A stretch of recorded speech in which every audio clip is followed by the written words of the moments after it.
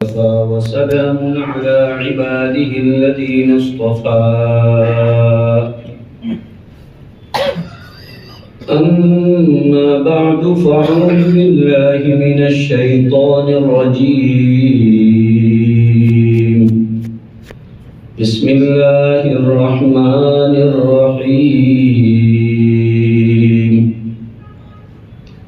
تبت يدا أبي لهب وتب ما أغنى عنه ماله وما كسب سيصلى نارا ذات لهب وامرأته حمالة الحطب في جيدها حبل من مسد صدق الله مولانا العظيم وصدق رسوله النبي الكريم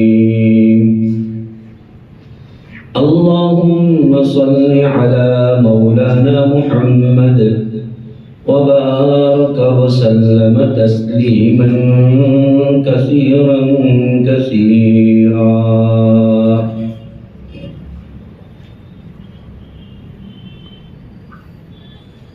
قابل احترام حضرات علماء کرام، بزرگان دین، نوجوان دینی بھائیوں اور گھروں میں بیٹھ کر سننے والی اسلامی مائیں بہنیں بیٹیاں،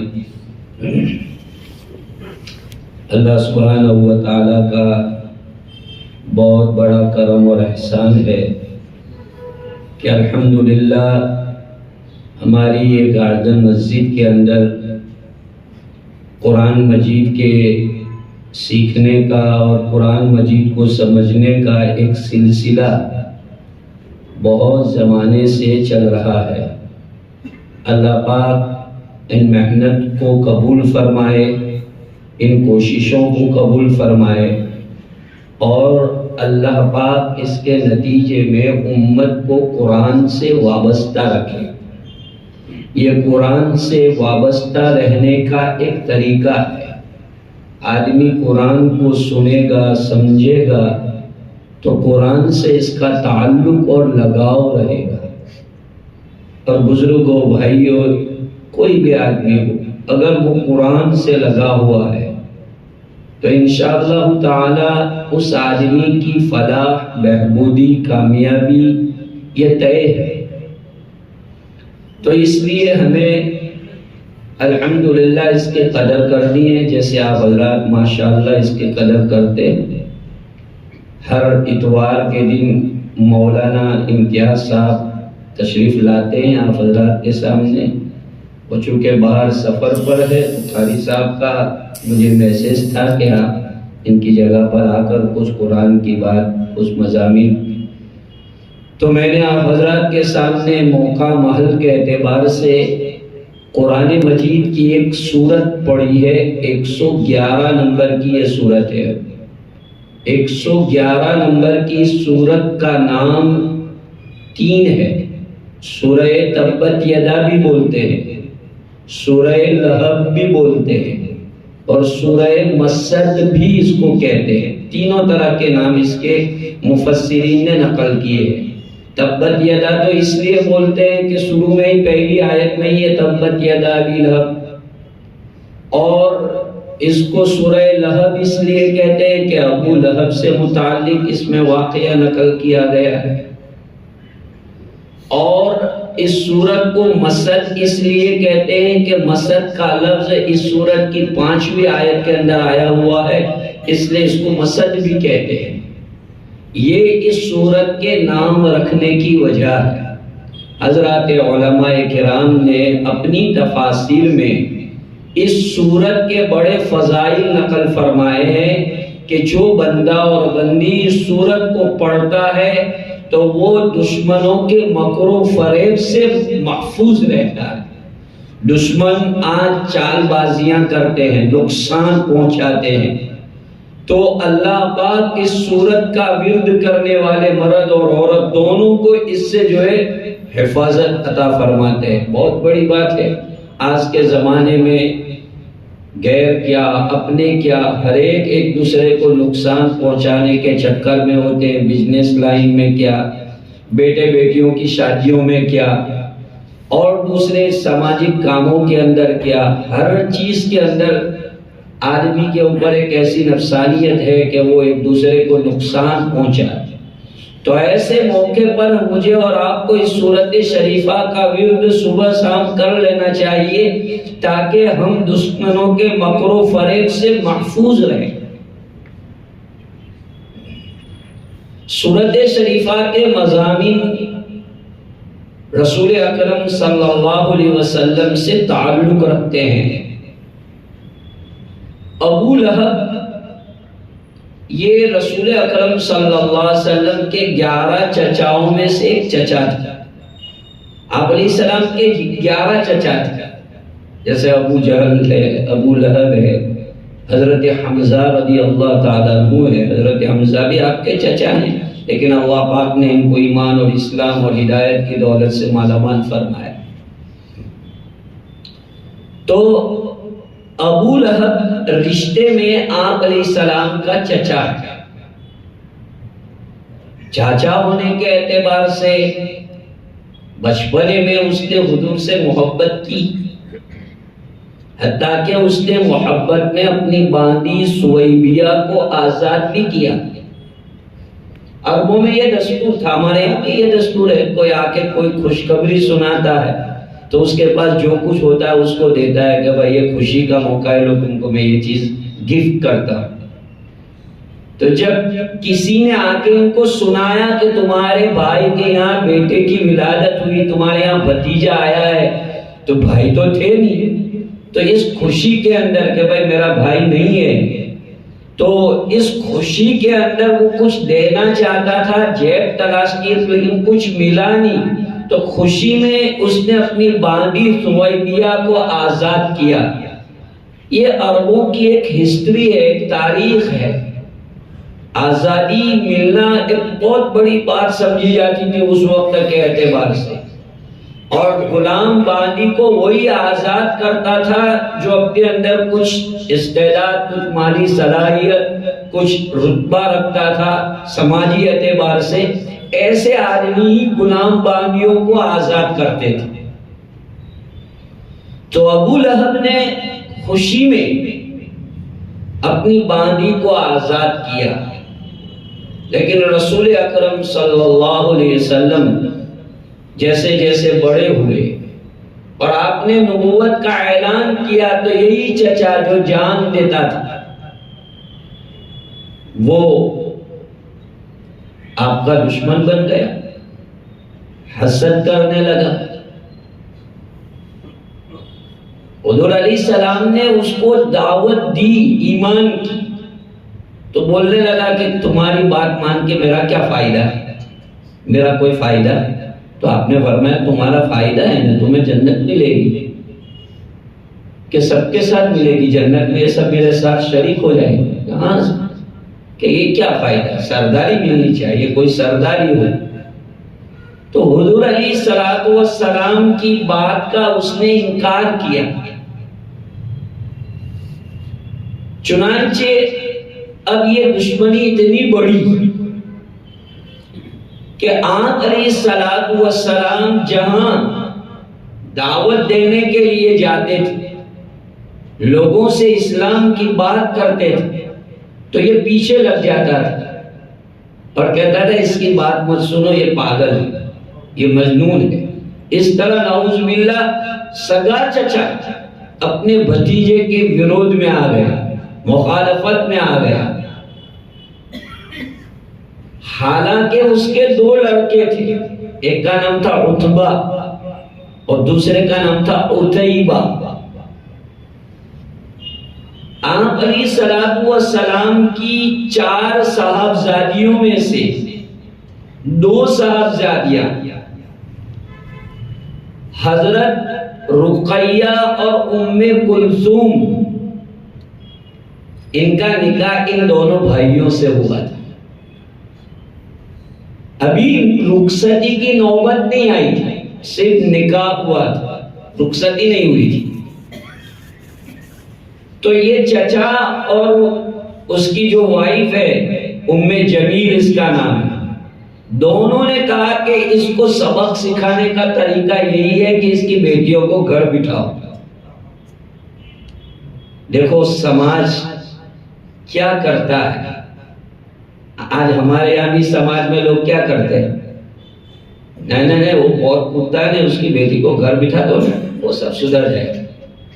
اب یہ بیٹی گھر بیٹھی ہوئی ہے، داماد ادھر انتظار کر رہا ہے، فائٹ یہاں دونوں کی ہے، ادھر سسر ادھر سسر، ادھر لڑکی کا باپ ادھر لڑکے کا باپ، دو مرغے لڑ رہے ہیں اور پیس رہی ہے، بیچ میں کیا ہے، یہ جوانی، بھر جوانی میں لڑکی کو بٹھا کے رکھا ہے، اولاد چھوٹی چھوٹی ہے تو اولاد بھی جو ہے ماں کے بغیر یا باپ کے بغیر بیچ میں ہے، اور یہاں لڑائی ہو رہی ہے، نہیں خبردار نہیں جانے کا، میں منع کرتا ہوں نہیں جانے کا۔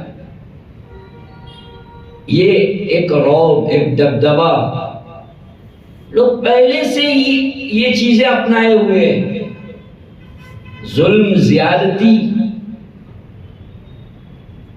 سوشل اعتبار سے لوگوں پر ظلم و زیادتی کرنا،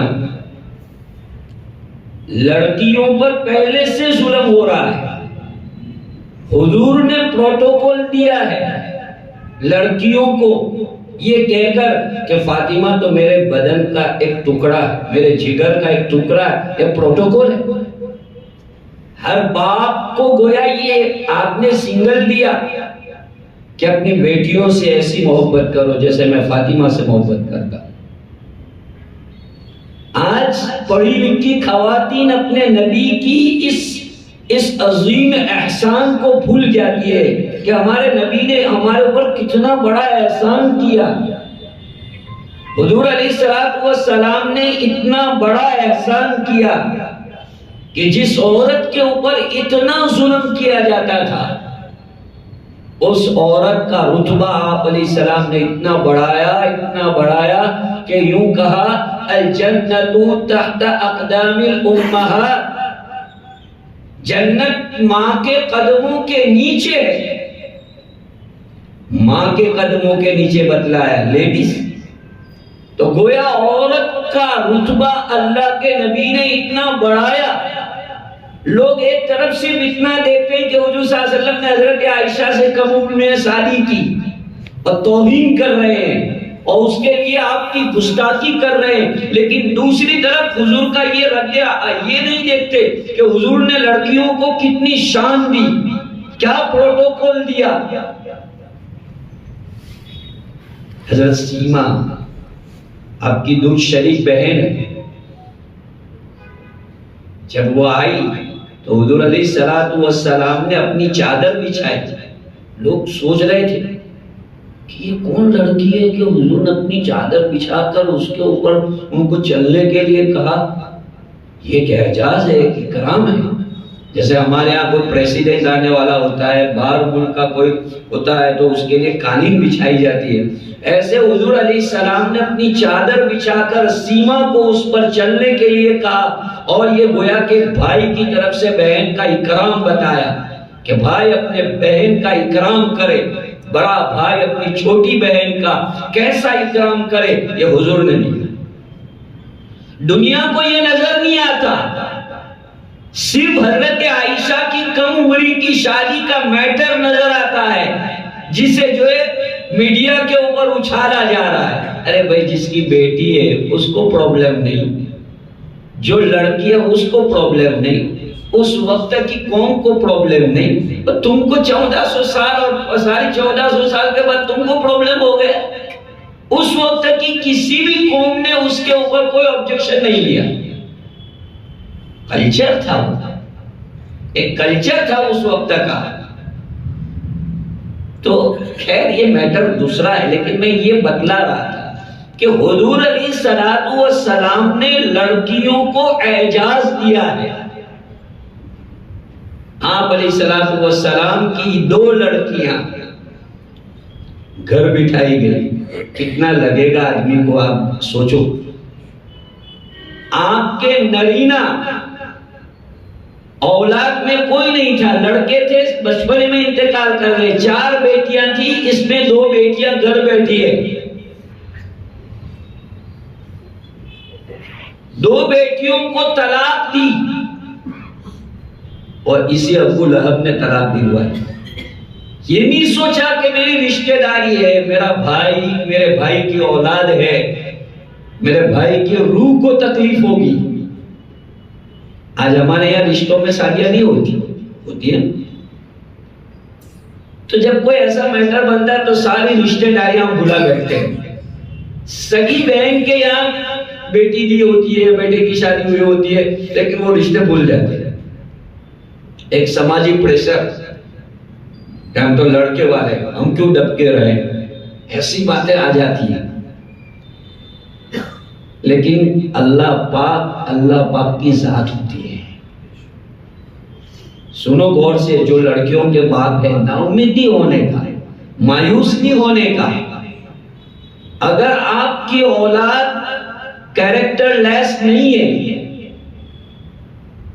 اور ان کی عفت اور عصمت صحیح ہے، ان کے اخلاق کردار صحیح ہے،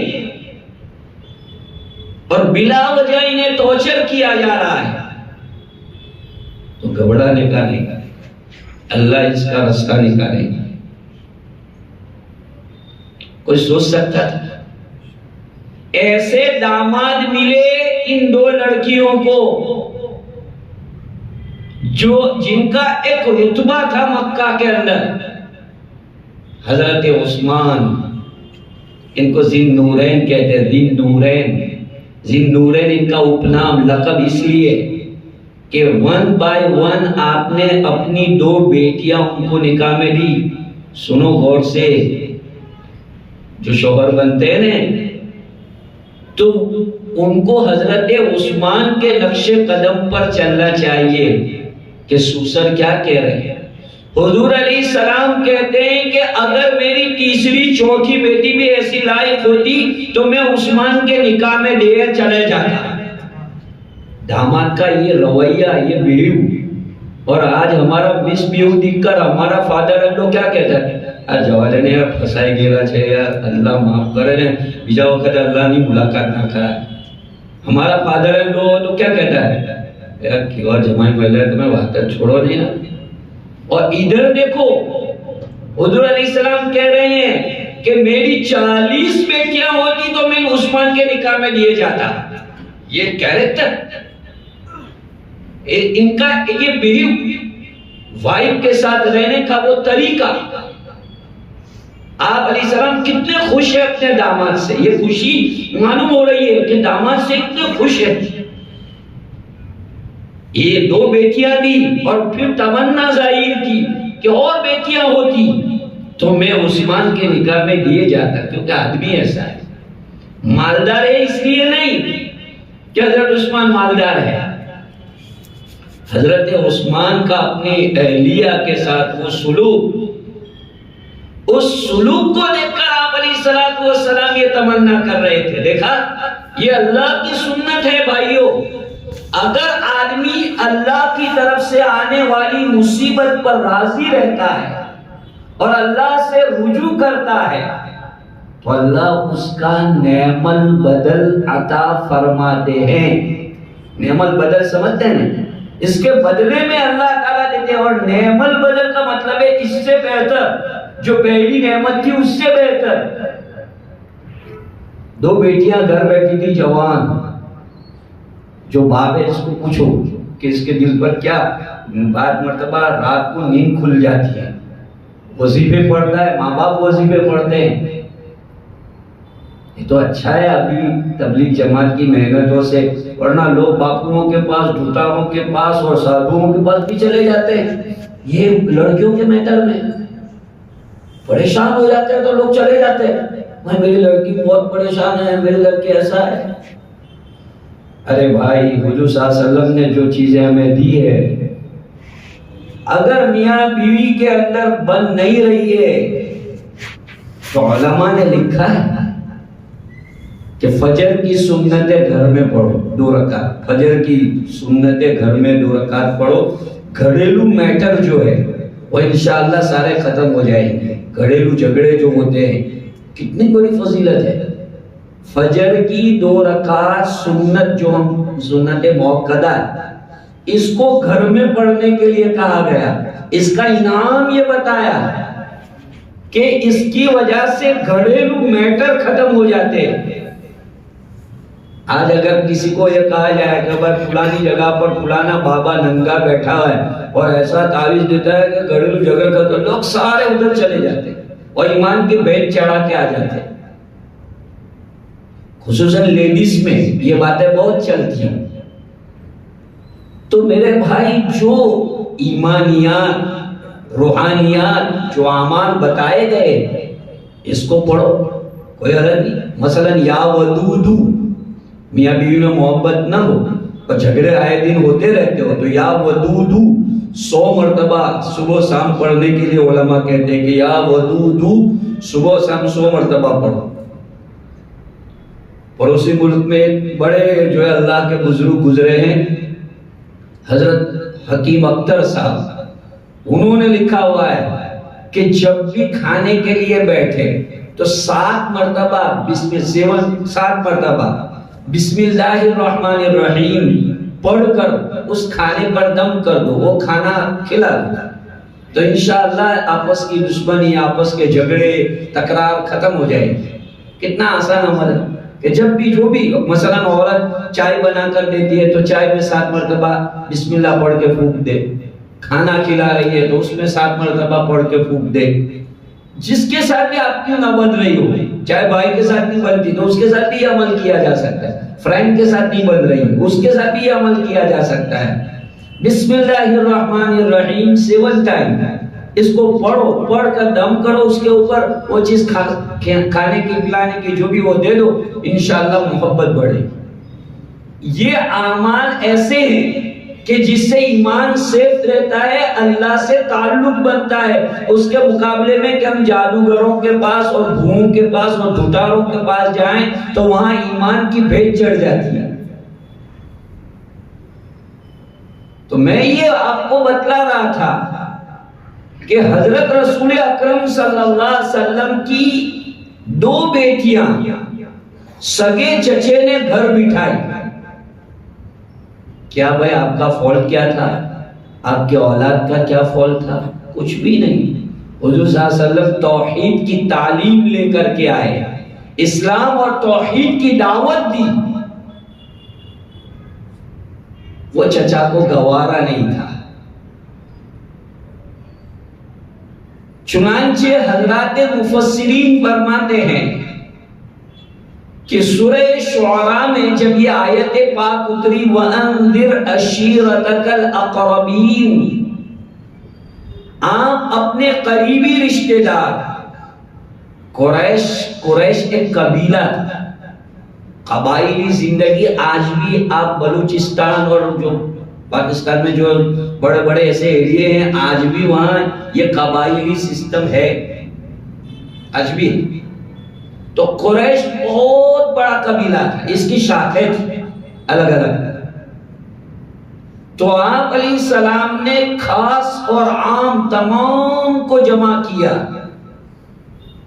عربوں میں یہ کلچر تھا کہ جب کوئی دشمن سے دوسرے کو آگاہ کرنا چاہتا ہو، کوئی آنے والی مصیبت کی خبر دینا چاہتا ہو، تو وہ پہاڑ کے اوپر کھڑا ہو جاتا ہے اور چلاتا ہے یا صباحا یا صباحا، یہ آواز دیتا ہے۔ تو لوگ سمجھتے تھے کہ بھائی کوئی خطرے کی بات ہے۔ آپ اس دور کے کلچر کے مطابق کوہ صفا پہاڑ، آج تو ماشاءاللہ سنگ مرمر بچھا ہوا ہے، آپ کو یہ سمجھ میں بھی نہیں آئے گا، لیکن یہ کسی وقت یہ 2 پہاڑیاں تھی، صفا اور مروہ، جس کے حاجی لوگ سعی کرتے ہیں۔ تو کوہ صفا بہت اونچا پہاڑ تھا، اس پہاڑ کے اوپر آپ کھڑے رہے اور آپ نے وہاں کھڑے رہ کر یہ یا صباحا کر کے آواز لگائی، تو سارے لوگ قبیلے والے سب جمع ہوئے۔ آپ علیہ السلام نے کہا کہ کیا میں تم کو کوئی بات بتاؤں تو تم اس بات کو سچ مانو گے؟ لوگوں نے کہا کیوں نہیں؟ جربناک مرارا ما وجدنا الا صادقا، بارہا کا ہمارا تجربہ ہے، بارہا اپنے ایکسپیرینس کیا ہے کہ آپ ہمیشہ سچ ہی بولتے ہیں، کبھی آپ نے غلط بیانی نہیں کی، تو ہم آپ کی بات کو کیوں نہ مانیں؟ اور مثالی اعتبار سے بھی حضور علیہ السلام بہت ہی مناسب جگہ پر کھڑے تھے۔ نبی جو ہے ایک اعلیٰ مقام پر ہوتا ہے، تو بظاہر اگرچہ انہوں نے اونچی جگہ اختیار کی تھی، لیکن روحانی اعتبار سے بھی آپ مقام نبوت پر فائز تھے، اور نبی وہ چیز دیکھتا ہے جو غیر نبی نہیں دیکھتا۔ اس لیے حضور صلی اللہ علیہ وسلم نے یہ کہا کہ میں وہ چیز دیکھ رہا ہوں جو تم نہیں دیکھ رہے ہو۔ حضور تو جو ہے کوہ صفا پر تھے اور وہ لوگ نیچے تھے، ظاہر بات ہے کہ اونچائی والا پر جو آدمی اونچائی ہوتا ہے وہ چیز دیکھتا ہے جو نیچے والا نہیں دیکھتا۔ یہ بظاہر جو ہے ایک مثال، ایک تمثیل تھی جو اللہ تعالیٰ کی طرف سے جو ہے بتلائی گئی تھی کہ نبی ایک اونچے رتبے پر ہوتا ہے، اور نبی آخرت کے اعتبار سے وہ چیز دیکھتا ہے جو اور انسانوں کو، آرڈینری جو انسان ہوتے ہیں ان کو وہ چیزیں نظر نہیں آتی۔ رسول اکرم صلی اللہ علیہ وسلم نے فرمایا کہ اگر میں تم کو یہ کہوں کہ تمہارا دشمن ہے، گھوڑے سوار ایک لشکر ہے جو تمہارے اوپر چڑھائی کے لیے آ رہا ہے، تمہارے اوپر حملہ کرنا چاہتا ہے، تمہیں لوٹنا چاہتا ہے، تو حضور علیہ السلام کی یہ بات سن کر سب نے کہا کہ ہم تو آپ کی بات کو سچ مانیں گے۔ آپ علیہ السلام نے فرمایا یا ایھا الناس قولوا لا الہ الا اللہ تفلحون، اے لوگو میں تمہیں یہ دعوت دیتا ہوں کہ لا الہ الا اللہ کا اقرار کرو کہ نہیں ہے کوئی معبود سوائے ایک اللہ کے، اس کا اقرار کرو تم کامیاب ہو جاؤ گے۔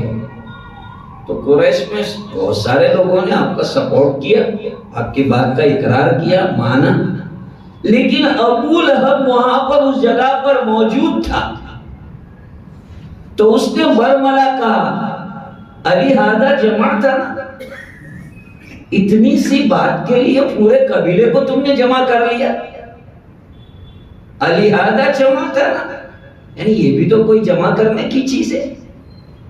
حضور صلی اللہ علیہ وسلم کی عادت شریفہ تھی، آپ اس سے پہلے 2 مرتبہ اپنی فیملی کو جمع کر کے دعوت کی، حضرت علی کو کہا تھا کہ علی تم جو ہے کھانے کا انتظام کرو، اپنی فیملی والے کو بلاتے۔ دیکھو حضور رول ماڈل ہے، افسوس ہے کہ امت جو کرنے کا ہے وہ نہیں کرتی، اور جو نہ کرنے کا ہے وہ کرتی ہے۔ عشق رسول سیلیبریٹی کا نام نہیں ہے، ڈیکوریٹ کرنے کا نام عشق رسول نہیں ہے۔ آپ کی لائف کے مطابق اپنی لائف کو بنانا، آپ کے لائف چیپٹر کا فالو کرنا، یہ اصل عشق رسول ہے۔ اللہ نے دیا ہے، فیملی والوں کو کبھی کبھی جمع کرو، آپس میں ملو بیٹھو، محبتیں بڑھے گی، رشتہ داریاں ایک دوسرے کو معلوم ہوگی۔ آج تو جو ہے تھوڑی دور کی رشتہ داری ہوتی ہے تو بچوں کو معلوم ہی نہیں ہوتی، ماں باپ بتاتے یہ تمہارے خالہ کے چچا ہوئے، یہ تمہارے ماموں کے ایسے ہوئے، یہ سب بتانا پڑتا ہے۔ نیو جنریشن کو رشتہ داریاں نہیں معلوم کہ رشتہ داریاں کیا چیز ہے، بھولا چکے، اور ہم بھی رشتہ داریوں کا کوئی خیال نہیں کرتے۔ حالانکہ بخاری شریف میں روایت ہے، سنو غور سے، بخاری شریف میں روایت ہے، ابو ہریرہ اس کا راوی ہے، من اراد ان یبسط له الرزق، جو بندہ چاہتا ہے کہ اللہ اس کے رزق کے پرابلم کو دور کرے اور اسے برکت والی، عافیت والی اچھی روزی عطا فرمائے اور اس کی زندگی کو اللہ عافیت والی لمبی کرے، تو اسے چاہیے کہ اپنے رشتہ داروں کے ساتھ اچھا سلوک کرے۔ فَلْيَصِلْ رَحْمَةً، یہ حدیث میں اپنے رشتہ داروں کے ساتھ اچھا سلوک کرے۔ ہمارے جاننے والے علماء میں ایک عالم تھے، تقریباً جو ہے ان کی 85 عمر ہو چکی تھی، تو بھی ان کو کوئی بیماری نہیں۔ جب ڈاکٹر حضرت کہتے تھے ارے یار آپ کی اتنی عمر ہو چکی ہے لیکن آپ ماشاءاللہ ہیلتھی ہے، آپ کی باڈی ہیلتھی ہے، کیا بات ہے؟ تو کہتے تھے کہ میں ایک نسخہ جانتا ہوں، اس پر عمل میں ایک نسخے کو اپناتا ہوں، وہ دوائی ہے میرے پاس۔ کہا کیا ہے؟ پھر انہوں نے کہا کہ میرے رشتہ دار ہیں، میں ہر رشتہ دار کے گھر ملنے جاتا ہوں، ہر رشتہ دار کے پاس جاتا ہوں، ان کے پاس ان کی خیر خبر پوچھتا ہوں، تو اللہ نے اس کا انعام مجھے دیا ہے۔ اور حدیث جھوٹی نہیں ہو سکتی نا، حدیث جھوٹی نہیں ہو سکتی۔ یہ نسخے ہیں آسان، اس کو اپناؤ۔ چھوٹی چھوٹی باتوں پر محترم بشان رشتہ داریاں ہم نے ختم کر دی ہے۔ چھوٹی بات ہوتی ہے، اس کو اگنور کرنے کا لائق ہوتی ہے تو بالکل کلوز فرینڈشپ ختم کر دیتے ہیں، جو بالکل کلوز فرینڈشپ تھی۔ ایک چھوٹی سی بات ہو گئی، بھائی فون ریسیو نہیں کیا، فار ایگزامپل فون ریسیو نہیں کیا، ارے تم ہمارا فون ریسیو نہیں کرتے۔ ارے بھائی آدمی کون سے سچویشن میں ہوتا ہے، تم خود اگر اس کو وہ سچویشن میں دیکھ لیتے تو یہ کہتے کہ اچھا ہوا یہ فون نہیں اٹھایا تم نے۔ آدمی negative thinking, change your vision, اپنی سوچ بدلو، پوزیٹو تھنکنگ کے عادی بنو۔ اگر آپ سنہری اچھی زندگی گزارنا چاہتے ہیں، سنو میری بات، اگر آپ عافیت والی زندگی جینا چاہتے ہیں، پوزیٹو تھنکنگ اپنائیں۔ فیملی میں ہو یا فرینڈ سرکل میں ہو یا بزنس لائن میں ہو، آپ اگر پوزیٹو تھنکنگ کے ساتھ چلیں گے انشاءاللہ آپ کو ٹربل نہیں آئے گی۔ نیگیٹو تھنکنگ سے آدمی کے لیے ٹربل کھڑی ہوتی ہے، مسئلے پیدا ہوتے ہیں۔ جیسے میں نے بتایا کہ بھائی فون ریسیو نہ کرنا، اس کے کئی ریزن ہو سکتے ہیں۔ آدمی کیوں ریسیو نہیں کرتا فون، تو اس کے کئی ریزن ہو سکتے ہیں۔ جیسے ابھی میری 3 گھنٹی بجی، یہاں 3 مرتبہ میرے پر فون آیا، میں نے نہیں ریسیو کیا۔ اب وہ سامنے والا یہ سوچے کہ آپ کیسا آدمی ہے، فون نہیں اٹھاتا، لیکن اگر وہ یہ نقشہ وہ دیکھ لیتا، وہ خود یہ کہتا ہے کہ بھائی میں رہوں گا، مجھے ایسے ٹائم پہ فون ہی نہیں کرنا چاہیے۔ آدمی سوچے کہ بھائی صحیح ہے، نماز کا وقت ہے، آدمی کا آرام کا وقت ہے، کھانے کا وقت ہے، کوئی ایسا وقت ہے، اب وقت بے وقت جب بھی یاد آیا فون سے جو ہے آدمی ڈائل کر دیتا ہے اور سامنے والا ریسیو نہیں کرتا، تو اس کا کیا قصور؟ تو رشتہ داریوں کا خیال کرنا، حضور صلی اللہ علیہ وسلم اس سے پہلے 2 مرتبہ اپنی فیملی کو جمع کر چکے تھے، لیکن موقع نہیں ملا دعوت پیش کرنے کا۔ تو تیسری مرتبہ آپ علیہ الصلوۃ والسلام نے اللہ کے حکم سے یہ طریقہ اپنایا تھا۔ پوری فیملی، قریش کا قبیلہ پورا وہاں چکا تھا، اور آپ نے سب کے سامنے برملا توحید کی دعوت دی۔ تو اس وقت ابو لہب نے یہ کہا تھا، تبّت لک سائر الیوم لہذا جمعتنا، اے محمد تمہارے لیے ہلاکت ہو، تم نے اس کے لیے ہم کو جمع کیا؟ یہ بھی کوئی جمع کرنے کی چیز ہے کہ اب اس کے لیے تم نے ہم کو جمع کر لیا؟ جو صلی اللہ علیہ وسلم تو رحمت للعالمین تھی۔ گالی کا جواب گالی نہیں ہوتا، گالی برائی کا جواب برائی نہیں ہوتا۔ قرآن میں اللہ نے فرمایا ہے ادفع باللتی ہی احسن، سامنے والا تم سے اگر مس بیہیو کر رہا ہے تو آپ اس کے ساتھ اسی طرح نہ کریں، جیسے کے ساتھ ویسا تو دنیا میں ہر کوئی کرتا ہے۔ برائی کرنے والے کو سب سے بڑا جواب خاموشی ہے. خاموش رہو، اچھا سلوک کرتے رہو. ایک دن اگر اس کے اندر انسانیت ہے، اس کی آتما اگر زندہ ہے، تو ایک نہ ایک دن وہ اپنے کیے پر پچھتائے گا، روئے گا، آپ کے قدموں میں سر رکھ کے روئے گا کہ یار میں نے آپ کے ساتھ بہت غلط کیا، لیکن تم ہو کہ اس کو برداشت کرتے رہے. شرمندہ ہوگا اگر اس کی آتما زندہ ہے تو. حضور صلی اللہ علیہ وسلم نے یہ باتیں سن کے ابو لہب کو کچھ نہیں کہا، لیکن اللہ تو اللہ ہے نا. اللہ نے یہ سورت اتاری اور اس کا جواب دیا اس کی بد دعا کا کہ تو ہمارے نبی کو بد دعا دیتا ہے، تیرے لیے بد دعا ہے. تبت یدا ابی لہب، ابو لہب کے دونوں ہاتھ شل ہو جائے، دونوں ہاتھوں پر لکوا ہو جائے. اللہ بد دعا دے رہے. جس کو اللہ نے بد دعا دی وہ کوئی بچ سکتا ہے؟ اللہ بد دعا دے دو.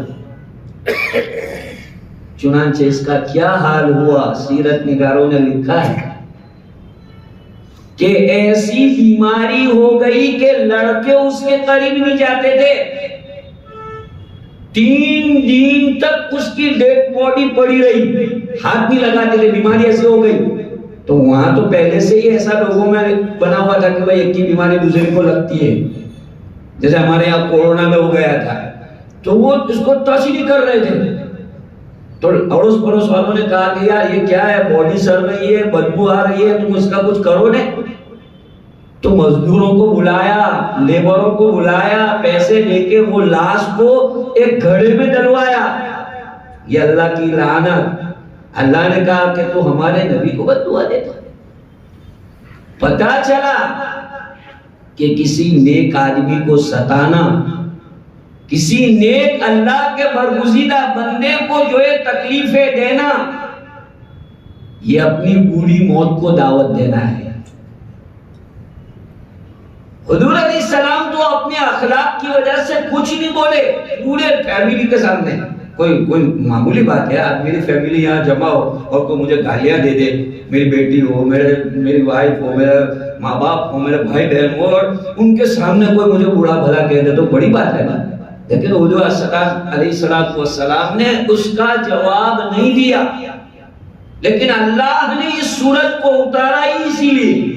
تبت یدا ابی لہب وتب، وہ تو برباد ہوگا، ہلاک ہوگا. اللہ نے کہا کہ تو ہلاک ہونے والا ہی ہے. ما اغنى عنہ مالہ وما کسب، نہ اس کے مال نے اس کو فائدہ پہنچایا، نہ اس کی کمائی اور اس کے اولاد نے اس کو فائدہ پہنچایا. جس اولاد کو بہت چاہتا تھا اس اولاد نے اس کو ٹچ تک نہیں کیا. یہ ہے جب اولاد دیندار نہیں ہوتی نا، انہیں دین نہیں پڑھایا، دنیا تو بہت پڑھائی، ہائی ایجوکیشن تو بہت دیا، لیکن قرآن حدیث اور دین نہیں سکھایا. ایسی اولاد سے امید مت رکھو. ایسی اولاد سے نیکی کی کوئی امید نہیں ہو سکتی. آج ماں باپ ہائی ایجوکیشن کے بہت شوقین، میرا بچہ ہے میں اس کو لائر بناؤں گا، میرا بچہ ہے میں اس کو ڈاکٹر بناؤں گا، میں اس کو یہ ڈگری دلاؤں گا. بے شک بھائی آپ کی اولاد ہے اور اللہ دلائے، لیکن میرے بھائی پہلے اس کو دین سکھا، اخلاق سکھا. دین اور اخلاق ہوں گے پھر اس کے ساتھ اس کے پاس کتنی ہائی ڈگری ہوگی، انشاءاللہ وہ اپنی فیملی کو نہیں بھولے گا، اپنے ماں باپ کو نہیں بھولے گا. ابو لہب نے اپنے بیٹوں کو نہ خود دین سکھا نہ ان کو دین سکھایا. حال یہ ہوا کہ مر رہا ہے، بیٹے باپ کو جو ہے کندھا دینے کے لیے تیار نہیں، قبرستان لے جانے کے لیے تیار نہیں. مزدوروں کے ذریعے سے اس کی ڈیڈ باڈی کو اٹھوایا جا رہا ہے، ایک گڑھا کھود کر کے جو ہے اس گڑھے کے اندر اس کی باڈی کو ڈال دیا گیا اور اسی کے اوپر جو ہے پتھر ڈال دیے گئے. بتاؤ کتے سے بدتر موت ہے کہ نہیں؟ سنو میرے بھائیوں، بہت اچھے سے میں تم کو نصیحت کرتا ہوں. کسی اللہ کے برگزیدہ بندے کو ستاؤ گے تو وہ تو بیچارہ صبر کا گھونٹ پی جائے گا، لیکن اللہ پاک غیور ہے، اللہ اس کا جواب دیں گے کہ میرے بندے کو ستایا تو نے، اتنے نیک بندے کو ستایا، اور کون نیک ہے نہیں ہے وہ اللہ بہتر جانتا ہے، اس لیے کسی کو ستاؤ گا۔ بے جا ستانا آج ہمارے سماج میں عام ہو گیا ہے، نہ دیکھتے کہ بھائی نمازی ہے، ماشاءاللہ اچھا آدمی ہے، دین کے نام پر قربانی دیتا ہے، لیکن کچھ ہوتا ہے تو لوگ اس کو ستاتے ہیں۔ ایسے عورتوں کو ستاتے ہیں، عورتیں نیک ہوتی ہے، بعض جو ہے بیویاں نیک ہوتی ہے، تہجد گزار ہوتی ہے، تسبیح نماز وغیرہ کی پابند ہوتی ہے، لیکن شوہر ان کو ستاتے ہیں، یا شوہر کی ماں اس کو ستاتی ہے، شوہر کی بہن اس کو ستاتی ہے۔ میرے بھائیوں، موت کے وقت یہ چیزیں آدمی کے سامنے آتی ہے۔ سماج میں جو برائیاں ہو رہی ہیں نا، آئی سی یو میں ایسے لوگ ہیں کہ آئی سی یو میں چلاتے ہیں، موت کے آخری ٹائم کے اوپر پیشاب رک جاتا ہے، زندگی بھر بہو کو ستایا تو آج ساس ایسے مر رہی ہے کہ پورے دواخانے میں چلا رہی ہے، ہاسپٹل میں لوگ پریشان ہیں، کیا ہوا کہ اتنا ایسی خطرناک بیماری ہو گئی ہے، اور ایسا ہو گیا کہ جیسے اندر جلن ہو رہا ہے، آگ جیسے اندر بھڑک رہی ہے، برداشت نہیں ہو رہا ہے۔ یہ کوئی موویوں کی کہانیاں تھوڑی ہے، ریئل لائف میں اللہ ایگزامپل پیش کر رہے ہیں۔ دیکھو یہ نمونے تمہارے سامنے، یہ کہیں کوئی موویوں کے بنائے ہوئے کوئی سین نہیں ہے کہ تم یہ سمجھو کہ بھائی جیسے موویوں میں بنا لیا جاتا ہے ایسا سین بنا لیا ہے۔ یہ ریئل لائف میں اللہ تعالیٰ انسانوں کی ہدایت کے لیے غیبی علام کے طور پر ایسے واقعات لاتے، دیکھتے کہ دیکھو سدھرو، اصلاح کرو، ورنہ یہ حالات تم پر بھی آ سکتے، یہ سچویشن تم پر بھی ہو سکتی ہے۔ تو ہمیں یہ واقعہ سبق دے رہا ہے کہ ابو لہب نے حضور علیہ السلام کو ستایا تو اللہ پاک نے اس کو نہیں چھوڑا، اللہ پاک نے کتے سے بدتر موت دی، اور آپ علیہ السلام نے اس کے بیٹوں کے بارے میں کہا کہ اللہم سلط علیہ قلبا من کلابک، اے اللہ اس کے اوپر آپ کے کتوں میں سے کسی کتے کو مسلط کر دے۔ چنانچہ ابو لہب سب کو کہتا تھا کہ میرے بیٹے کی نگرانی رکھنا ہے، محمد کی بددعا ہے تو وہ تو لگ کے ہی رہے گی، کچھ بھی ہوگا وہ بہت خطرناک بددعا ہے۔ ہوا یہی کہ ایک سفر میں تھا، ساری جگہ پر سارا انتظام کیا تھا، ایک شیر آیا اور شیر نے جو ایک جھمپ لگایا، اوپر سویا ہوا تھا، پھر بھی ایسا جھمپ لگایا، اس کے اوپر حملہ کیا اور اس کو دبوچ لیا، کیونکہ حضور علیہ السلام کی بددعا تھی اللہم تسلط علیہ قلبا من کلابک، کہ آپ کے کتوں میں سے کوئی کتا اس پر مسلط کر دیجئے۔ میرے بھائیوں، نیک لوگوں کو ستانا اللہ سے جنگ کرنے کے برابر ہے، اللہ سے جنگ کرنا۔ حدیث قدسی ہے، من عادى لي وليا فقد آذنته بالحرب، یہ حدیث قدسی ہے کہ جو میرے کسی ولی سے دشمنی رکھے گا اس کے لیے میری طرف سے لڑائی کا اعلان کر دو، جنگ کا اعلان کر دو۔ اللہ اپنی طرف سے اعلان جنگ کر رہے ہیں۔ ولیوں کے ساتھ دشمنی رکھنا، نیک لوگوں کو ستانا، بڑا امپورٹنٹ لیسن اس صورت کا یہی ہے کہ نیک لوگوں کو ستانے سے آدمی نہ یہ دنیا میں کامیاب ہوتا ہے نہ آخرت میں وہ کامیاب ہوگا، دنیا میں بھی اس کی بدترین موت ہوگی۔ سیصلی نارا ذات لہب، یہ دنیا کی موت تو بتائی، آخرت کی سزا بتلائی۔ سیصلی نارا ذات لہب، شعلے والی آگ میں اس کو قیامت میں داخل کیا جائے گا. وَامْرَأَتُهُ، اس کو بھی اور اس کی وائف کو بھی. دیکھو اس کی وائف ام جمیل نام تھا اس کا. یہاں ایک نقطے کی بات چل، اگر ہسبینڈ وائف کا سپورٹ کرتا ہے غیر شرعی کاموں میں، یا وائف ہسبینڈ کا سپورٹ کرتی ہے غیر شرعی کاموں میں، شریعت کے ورودھ، شریعت کے خلاف، اسلام کے خلاف کاموں میں سپورٹ کرتی ہے، تو دونوں گناہ میں شریک ہوتے ہیں، دونوں کا گناہ ایک ہوتا ہے. چونکہ اس کی عورت نے بھی اس کا سپورٹ کیا حضور علیہ السلام کو ستانے میں.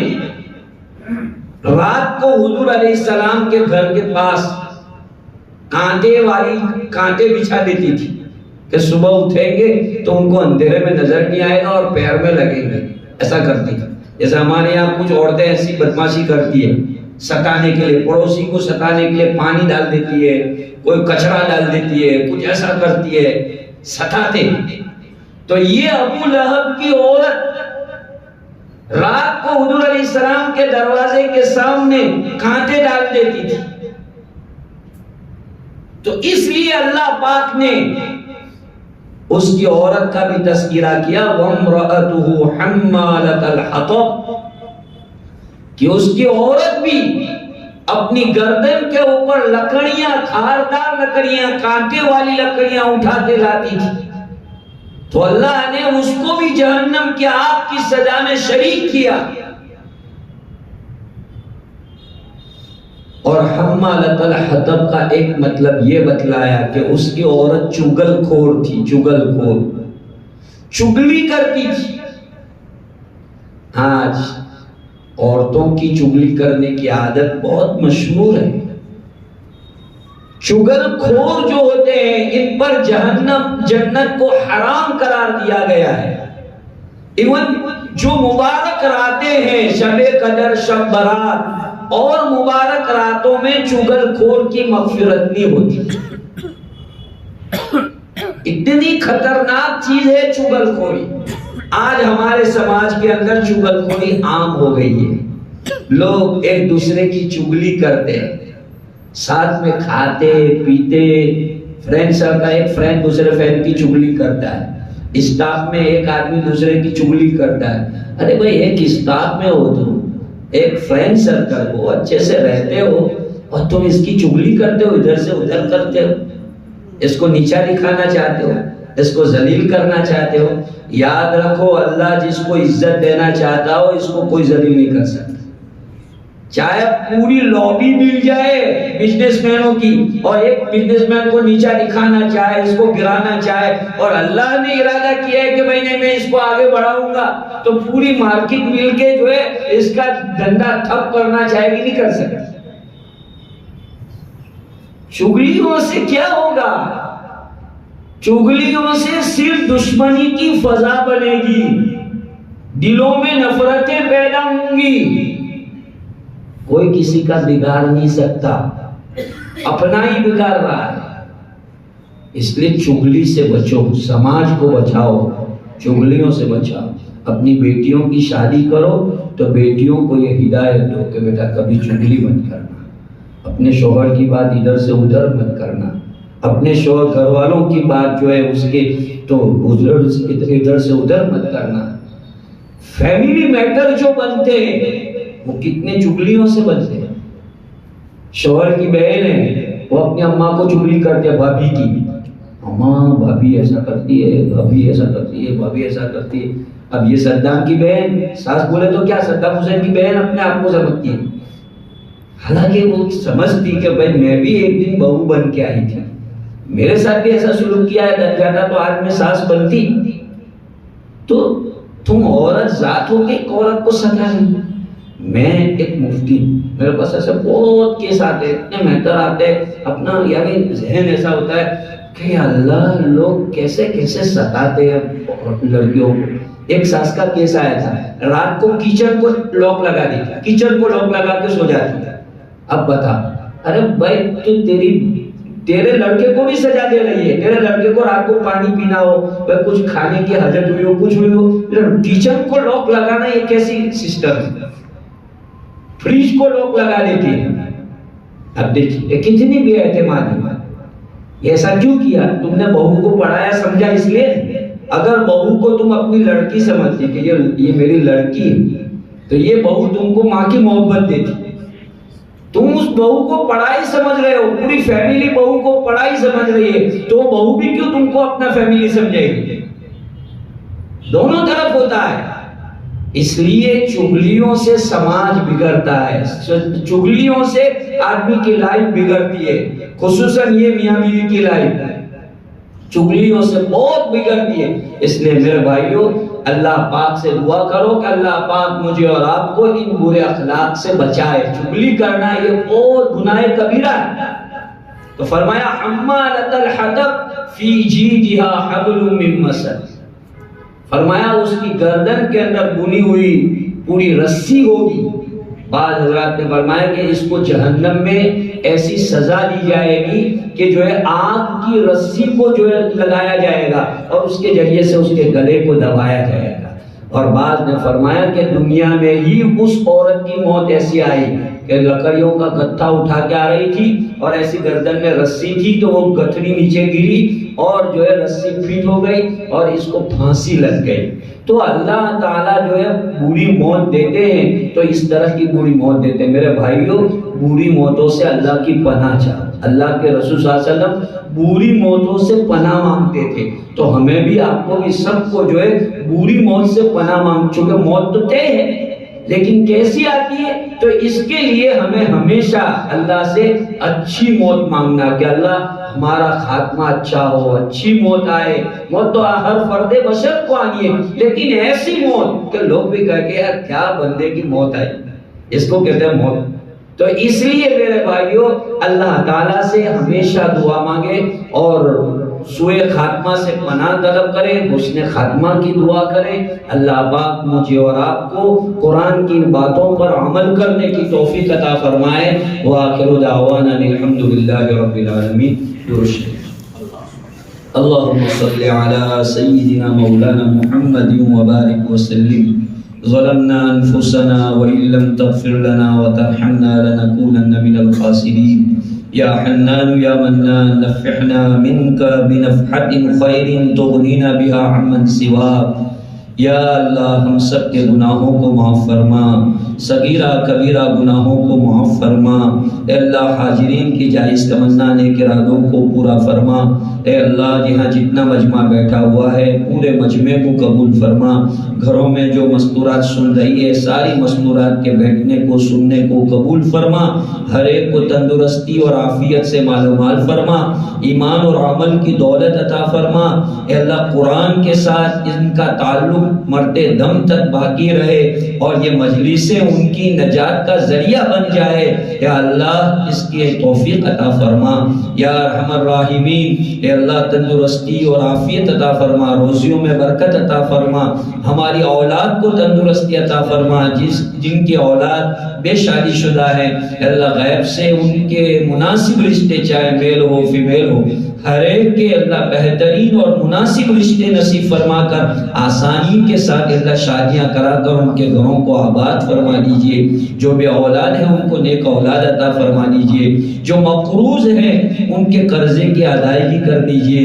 اے اللہ جو تیرا بندہ بندی جس مصیبت میں پھنسا ہوا ہو اللہ بہتر جانتے ہیں، آدمی اندر ہی اندر اڑتا رہتا ہے کسی کو نہیں بتاتا، آپ تو علیم بذات الصدور ہے، علام الغیوب ہے۔ اے اللہ اپنے بندے بندیوں کی پریشانیوں کو دور فرما دیجئے، سکون اور عافیت والی زندگی نصیب فرما دیجئے، آپ کے نیک بندوں میں شامل فرما دیجئے، اچھے اخلاق کی دولت سے ہم کو مال و مال کر دیجئے۔ اے اللہ نبی پاک علیہ السلام کی شفاعت ہمارے حق میں، ہمارے رشتہ داروں کے حق میں قبول فرما لیجئے۔ اے اللہ نبی پاک علیہ السلام کے نورانی ہاتھوں سے جام کوثر پینا نصیب فرما لیجئے۔ یا اللہ جب تک زندہ رکھیں نمازوں کے اہتمام کے ساتھ، فرائض کی ادائیگی کے ساتھ، حقوق اللہ اور حقوق العباد کی ادائیگی کے ساتھ ایک طرح زندہ رہنے کی توفیق عطا فرمائیے۔ ہم میں سے جب بھی کسی کا وقت آنے والا ہو یا اللہ کلمے والی، ایمان والی، سہولت والی، عافیت والی، آپ کی رضا والی موت نصیب فرمائیے۔ حاضرین کی جائز تمنا نیک ارادوں کو پورا فرما دیجئے۔ حرمین شریفین کی زیارت مقدر فرما دیجئے۔ ہماری دعا کو آپ کے فضل و کرم سے حضرت رسول پاک صلی اللہ علیہ وسلم کے صدقے طفیل میں، اولیاء اللہ کے صدقے میں اپنے فضل سے بے انتہا قبول اور منظور فرما لیجئے، قبول اور منظور فرما لیجئے، قبول اور منظور فرما لیجئے، آمین یا رب العالمین۔ وصلی اللہ تعالی خیر خلقہ محمد وبارک وسلم۔ سبحان ربک رب العزت عما یصفون وسلام علی المرسلین والحمد للہ رب العالمین برحمتک۔